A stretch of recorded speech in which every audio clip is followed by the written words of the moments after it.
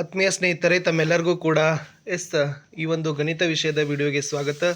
Already ನಾವು Kannada, English, ಹಿಂದಿಯಲ್ಲಿ ನಿಮಗೆ ಬಹು ನಿರೀಕ್ಷಿತ ಪ್ರಶ್ನೆಗಳನ್ನು ಕೊಟ್ಟಿದ್ದೀವಿ. ಇವತ್ತು ಕೂಡ ಗಣಿತದಲ್ಲಿ ನಾನು ಹೇಳ್ತಕ್ಕಂಥ ಇಷ್ಟು ಕಂಟೆಂಟ್ಗಳನ್ನು, ಪ್ರಶ್ನೆಗಳಿಗೆ ಉತ್ತರಗಳನ್ನು ನೋಡಿದ್ದಾದರೆ ಗಣಿತದಲ್ಲಿ ನೀವು ಎಷ್ಟು ಅಂಕ ಪಡಿಬೋದು? 40 ಅಂಕಗಳನ್ನು ಈಸಿಯಾಗಿ ಪಡಿಬೋದು. ವಿಡಿಯೋಗೆ ಒಂದು ಲೈಕ್ ಇರಲಿ, ನಿಮ್ಮ ಫ್ರೆಂಡ್ ಸರ್ಕಲ್ಗೆ ಶೇರ್. ನೀವು ಚಾನಲನ್ನು ಫಸ್ಟ್ ಟೈಮ್ ನೋಡ್ತಾ ಇದ್ದರೆ ಸಬ್ಸ್ಕ್ರೈಬ್ ಮಾಡೋದನ್ನು ಮಾತ್ರ ಮರೆಯದಿರಿ. ಯಾಕಂದರೆ ತುಂಬ ವಿಡಿಯೋಗಳನ್ನು ನಾವು ನಿಮಗಾಗಿ ನಿಮ್ಮ ಸರಣಿ ಪೂರ್ವ ಸಿದ್ಧತೆ ವಾರ್ಷಿಕ ಪರೀಕ್ಷೆಗೆ ಹಾಕ್ತಿದ್ವಿ. ಸುಮಾರು ಜನ ಸಬ್ಸ್ಕ್ರೈಬ್ ಮಾಡಿಲ್ಲ. ಸಬ್ಸ್ಕ್ರೈಬ್ ಮಾಡಿಕೊಡ್ರಿ. ವಾಟ್ಸಪ್ ಚಾನಲ್ ಅದ, ಟೆಲಿಗ್ರಾಮ್ ಗ್ರೂಪ್ ಅದ, ಲಿಂಕ್ ಕೊಡ್ತೀನಿ, ಅವುಗಳಿಗೆ ಬಂದು ಜಾಯ್ನ್ ಆಗೋದನ್ನು ಮಾತ್ರ ಮರೆಯದಿರಿ.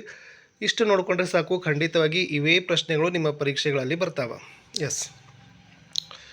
ಫಸ್ಟ್ ವಾಸ್ತವ ಸಂಖ್ಯೆಗಳು ಪಾಠದಲ್ಲಿ ನೋಡೋದಾದರೆ ನೀವು ಸುಮಾರು 5 ರಿಂದ 6 ಅಂಕಗಳನ್ನು ಏನು ಮಾಡ್ತೀರಪ್ಪ ಅಂದರೆ ವಾಸ್ತವ ಸಂಖ್ಯೆಗಳಿಂದ ಪ್ರಶ್ನೆಗಳನ್ನು ಪಡಿತೀರಿ. ಅಲ್ಲಿ ಯಾವ ಥರದ ಪ್ರಶ್ನೆಗಳು ಬರ್ತಾವೆ ನೋಡ್ರಿ. 1 ಮಾರ್ಕ್ಸಿಗೆ ಬರ್ತಕ್ಕಂಥದ್ದು ಒಂದು ದತ್ತ ಸಂಯುಕ್ತ ಸಂಖ್ಯೆ ಕೊಡ್ತಾರೆ, ಅದನ್ನು ಅವಿಭಾಜ್ಯ ಅಪವರ್ತನ ಗುಣಲಬ್ಧವಾಗಿ ವ್ಯಕ್ತಪಡಿಸಬೇಕು.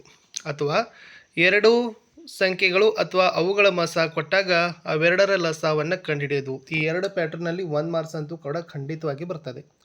ಇನ್ನು ದತ್ತ ವಾಸ್ತವ ಸಂಖ್ಯೆಯನ್ನು ಅಭಾಗಲಬ್ಧ ಸಂಖ್ಯೆ ಅಂತ ಸಾಧಿಸೋದು 2 ಮಾರ್ಕ್ಸ್ಗೂ ಬರ್ತದೆ, ಕೆಲವೊಂದು ಸರಿ 3 ಮಾರ್ಕ್ಸಿಗೂ ಕೂಡ ಕೇಳ್ತಾರೆ. ಇನ್ನು ದತ್ತ ಸಂಖ್ಯೆಗಳ ಲಸ ಮತ್ತು ಮಸಗಳನ್ನು ಅವಿಭಾಜ್ಯ ಅಪವರ್ತನಗಳ ವಿಧಾನದಿಂದ ಕಂಡುಹಿಡಿಯೋದು ಕೂಡ ಕೇಳ್ತಾರೆ. ಖಂಡಿತವಾಗಿ ನೋಡ್ಕೊಂಡು ಹೋಗಿ. ಇಲ್ಲಿಂದ ನಿಮಗೆ 2-3 ಮಾರ್ಕ್ಸ್ ಆದರೂ ಖಂಡಿತವಾಗಿ ವಿದ್ಯಾರ್ಥಿಗಳೇ ಸಿಗ್ತವೆ. ಇನ್ನು ಬಹುಪದೋಕ್ತಿಗಳ ಪಾಠಕ್ಕೆ ಬರೋಣ. ಇಲ್ಲಿ ವರ್ಗ ಬಹುಪದೋಕ್ತಿಯ ಆದರ್ಶ ರೂಪ ಗೊತ್ತಿರಬೇಕು. ವರ್ಗ ಬಹುಪದೋಕ್ತಿಯ ಡಿಗ್ರಿ ಗುರುತಿಸಿ ಬರೆಯೋದು, ದತ್ತ ನಕ್ಷೆಯ ಶೂನ್ಯತೆಗಳನ್ನು ಗುರುತಿಸಿ ಬರೆಯೋದು, ಆಮೇಲೆ ದತ್ತ ಬಹುಪದೋಕ್ತಿಯ ಮೌಲ್ಯಗಳನ್ನು ಕಂಡುಹಿಡಿಯೋದು. ಈ 4ರಲ್ಲಿ ಒಂದು ಕ್ವಶನ್ ಆದರೂ ಕೂಡ ಈಸಿಯಾಗಿ ನಿಮಗೆ ಬರ್ತದೆ. ಜೊತೆಗೆ 2 ಮಾರ್ಕ್ಸಿಗೆ ಬರ್ತಕ್ಕಂಥ ಕ್ವಶನ್ ಯಾವುದಪ್ಪ ಅಂದ್ರೆ ಈ ದತ್ತ ವರ್ಗ ಬಹುಪದೋಕ್ತಿಯ ಶೂನ್ಯತೆಗಳ ಮೊತ್ತ ಮತ್ತು ಗುಣಲಬ್ಧವನ್ನು ಕಂಡುಹಿಡಿಯೋದು.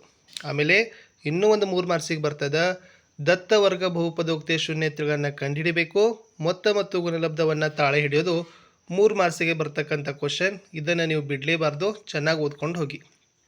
ಇನ್ನು ವರ್ಗ ಸಮೀಕರಣಗಳ ಪಾಠದಲ್ಲಿ ನೋಡೋದಾದರೆ ವರ್ಗ ಸಮೀಕರಣದ ಆದರ್ಶ ರೂಪ ಅಂತ ಒಂದು ಕೇಳ್ತಾರೆ, ಅದು ಮೋಸ್ಟ್ ಇಂಪಾರ್ಟೆಂಟ್ ಅದ.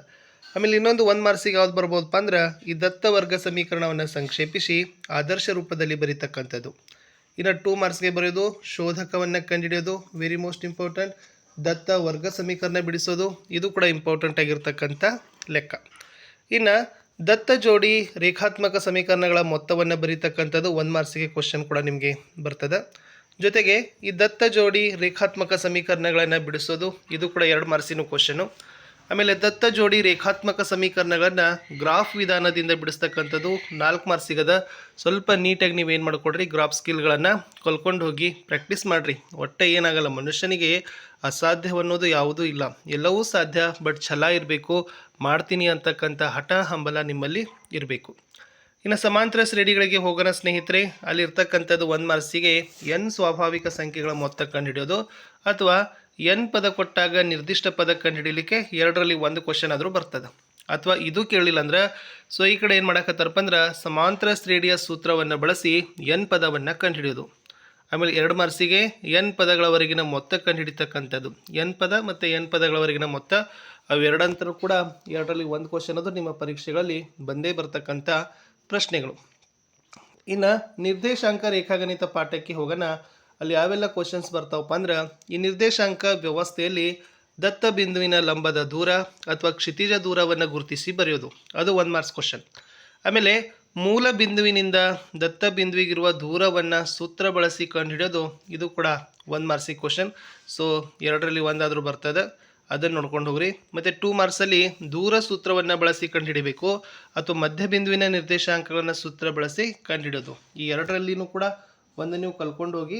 ಖಂಡಿತವಾಗಿ ನಿಮ್ಮ ಎಕ್ಸಾಮ್ಗೆ ಏನು ಮಾಡ್ತಾರಪ್ಪ ಅಂದ್ರೆ ದೂರ ಸೂತ್ರ ಬಳಸಿ ಆಗಿರ್ಬೋದು, ಅಥವಾ ಮಧ್ಯ ಬಿಂದುವಿನಿಂದ ನಿರ್ದೇಶಾಂಕಗಳನ್ನು ಸೂತ್ರ ಬಳಸಿ ಕಂಡುಹಿಡಿತಕ್ಕಂಥ ಲೆಕ್ಕ ನಿಮ್ಮ ಎಕ್ಸಾಮ್ಗೆ ಬಂದೇ ಬರ್ತದೆ. ಇನ್ನು ತ್ರಿಕೋನ ಮಿತಿಗೆ ಹೋಗೋಣ, ಟ್ರಿಗ್ನಾಮಿಟ್ರಿ. ಅಲ್ಲಿ ನಿರ್ದಿಷ್ಟ ಕೋನವನ್ನು ಬರೀತಕ್ಕಂಥದ್ದು ಚಾರ್ಟ್ ನೀವು ಬ್ಯಾಪೆಟ್ ಮಾಡಬೇಕು, ಅಥವಾ ಈ ತ್ರಿಕೋನ ಮಿತಿಯ ನಿರ್ದಿಷ್ಟ ಅನುಪಾತವನ್ನು ಚಿತ್ರ ನೋಡಿ ಬರೆಯೋದು, ಅದು ಕೂಡ 2ರಲ್ಲಿ ಒಂದು ಕೇಳ್ತಾರೆ. ಇನ್ನು ಈ ಟ್ರಿಗ್ನೋಮೆಟ್ರಿಯಲ್ಲಿ ಏನು ಮಾಡ್ತಾರಪ್ಪ ಅಂದ್ರೆ ತ್ರಿಕೋನ ಮಿತಿಯ ಅನುಪಾತಗಳನ್ನು ಕೊಡ್ತಾರೆ, ಅವರ ಕೇಳಿದ ತ್ರಿಕೋನ ಮಿತಿಯ ಅನುಪಾತಗಳನ್ನು ಕಂಡುಹಿಡಿಬೇಕು.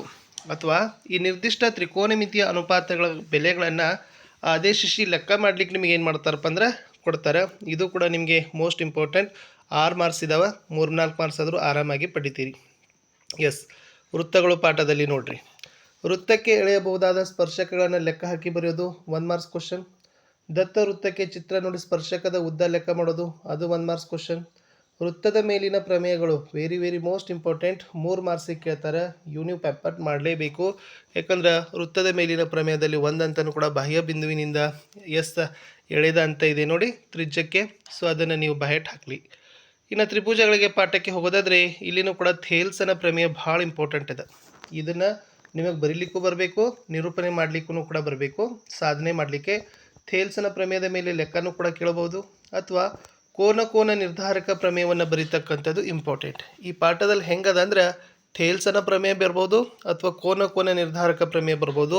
ಎರಡರಲ್ಲಿ ಕೂಡ ಒಂದು ಬರ್ತದೆ. ವೃತ್ತದ ಮೇಲಿಂದ ಒಂದಂತರೂ ಕೂಡ ಫಿಕ್ಸ್ ಆಗಿ ಬರ್ತದೆ. ಇನ್ನು ಸಂಖ್ಯಾಶಾಸ್ತ್ರದಲ್ಲಿ ನಿಮಗೆ 3ರಲ್ಲಿ ಒಂದಂತರೂ ಕೂಡ ಕಲಿಯೋದನ್ನು ಮಾಡೋದನ್ನು ಗೊತ್ತಿರಬೇಕು. ಅದು ನಿಮಗೆ ಮಧ್ಯಾಂಕ ಆಗಿರ್ಬೋದು, ಸರಾಸರಿ ಆಗಿರ್ಬೋದು, ಬಹುಲಕ ಆಗಿರ್ಬೋದು. ಸೊ 3 ಮಾರ್ಕ್ಸ್ ಏನು ಮಾಡ್ತಾರಪ್ಪ ಅಂದರೆ ನಿಮಗೆ ಈ ಸ್ಟ್ಯಾಟಿಸ್ಟಿಕ್ಸಲ್ಲಿ ನಿಮಗೆ ಬರ್ತಕ್ಕಂಥ ಪ್ರಶ್ನೆಗಳಿದ್ದಾವೆ. ಸರಾಸರಿ, ಮಧ್ಯಾಂಕ ಮತ್ತು ಬಹುಲಕಗಳನ್ನ ಕಂಡುಹಿಡಿಯೋದು 3 ಅಂಕದ ಪ್ರಶ್ನೆ. ಇನ್ನು ಮೇಲ್ಮೈ ವಿಸ್ತೀರ್ಣಗಳು ಘನಫಲಗಳು ಅಂತಕ್ಕಂಥ ಪಾಠದಲ್ಲಿ ನೋಡೋದಾದರೆ ಸೊ ನಿಮಗೆ ಎಲ್ಲ ಘನಾಕೃತಿಗಳ ಮೇಲ್ಮೈ ವಿಸ್ತೀರ್ಣ ಮತ್ತು ಘನಫಲಗಳ ಸೂತ್ರದ ಚಾರ್ಟ್ಗಳನ್ನು ಬಹೆಟ್ ಮಾಡಿಕೊಡ್ರಿ. ಯಾಕಂದರೆ ಆ ಸೂತ್ರಗಳು ನಿಮಗೆ 1 ಮಾರ್ಕ್ಸ್ ಆದರೆ ಏನು ಮಾಡ್ತಾವಪ್ಪ ಅಂದ್ರೆ ಕಂಪಲ್ಸರಿಯಾಗಿ ತಂದು ಕೊಡ್ತಾವೆ. ಅದು ಮಲ್ಟಿಪಲ್ ಚಾಯ್ಸ್ದಲ್ಲಿ ಆಗಿರ್ಬೋದು, 1 ಮಾರ್ಕ್ಸ್ದಲ್ಲಿ ಆಗಿರ್ಬೋದು. ಆಮೇಲೆ ಈ ಘನಾಕೃತಿಗಳ ಮೇಲಿನ ವಿಸ್ತೀರ್ಣಗಳ ಘನಫಲಗಳ ಸೂತ್ರವನ್ನು ಬಳಸಿ ಲೆಕ್ಕ ಮಾಡಲಿಕ್ಕೆ ನಿಮಗೆ 2 ಮಾರ್ಕ್ಸಿಗೆ ಕ್ವಶನ್ ಕೂಡ ಏನು ಮಾಡ್ತಾರಪ್ಪ ಅಂದ್ರೆ ಕೇಳ್ತಾರೆ. ಇನ್ನು ಲಾಸ್ಟ್ ನೋಡೋದಾದರೆ ಸಂಭವನೀಯತೆ, ಅಲ್ಲಿ ನೀವು 3 ಮಾರ್ಕ್ಸ್ ಆರಾಮಾಗಿ ಬರಿಬೋದು. ಮೊದಲನೇದು ಪೂರಕ ಘಟನೆಗಳ ಮೇಲಿನ ಸಮಸ್ಯೆಗಳು 1 ಮಾರ್ಕ್ಸಿಗೆ ಕೇಳಿದ್ರೆ ದಾಳದ ಮೇಲಿನ ಡೈಸನ್ನು ಬಳಸಿ ಮಾಡ್ತಕ್ಕಂಥ ಲೆಕ್ಕದ ಮೇಲೆ 2 ಅಂಕಗಳನ್ನು ಆರಾಮಾಗಿ ತಗೋತೀರಿ. ಸೊ ಇಷ್ಟು ನೋಡಿದರೆ ಖಂಡಿತವಾಗಿ ಇವೇ ಪ್ರಶ್ನೆಗಳು. ಸೊ ಏನು ನಾನು ಹೇಳಿದ್ರಲ್ಲ ಇದರಲ್ಲಿ ಅಂಕಿ ಸಂಖ್ಯೆಗಳನ್ನು ಕೊಡ್ತಾರೆ. ಬಟ್ ಕೇಳ್ತಕ್ಕಂಥ ಥೀಮ್ಸ್ ಏನಿದಾವಲ್ಲ, ಪ್ರಶ್ನೆಗಳೇನಿದಾವಲ್ಲ ಇವೇ ಇದಾವೆ ಸ್ನೇಹಿತರೆ. ಅದನ್ನು ಚೆನ್ನಾಗಿ ನೀವೇನು ಮಾಡ್ಕೊಳ್ಬೇಕು, ಪ್ರಿಪೇರ್ ಮಾಡ್ಕೊಂಡು ಹೋಗಿದ್ದೆ ಆದರೆ ನಿಮ್ಮ ಸರಣಿ ಪೂರ್ವಸಿದ್ಧತೆ ವಾರ್ಷಿಕ ಪರೀಕ್ಷೆನ ಆರಾಮಾಗಿ ನೀವೇನಾಗ್ತೀರಪ್ಪ ಅಂದ್ರೆ ಕ್ಲಿಯರ್ ಆಗ್ತೀರಿ. ಸೊ ಇಷ್ಟು ಚೆನ್ನಾಗಿ ಮಾಡ್ಕೊಂಡು ಹೋಗಿ. ಸೊ ನಾನು ಸಿಗ್ತೀನಿ ಹೊಸ ವಿಡಿಯೋದಲ್ಲಿ. ಇದೇ ಥರದ ಗಣಿತದಲ್ಲಿ ಬಹಳಷ್ಟು ವಿಡಿಯೋಗಳು ನಮ್ಮ ಯೂಟ್ಯೂಬ್ ಚಾನಲ್ನಲ್ಲಿ ಬರ್ತಾ ಇರ್ತಾವೆ, ನೋಡ್ಕೊಂಡು ಹೋಗಿ. ವಿಡಿಯೋನ ಲೈಕ್, ಶೇರ್ ಮತ್ತು ಸಬ್ಸ್ಕ್ರೈಬ್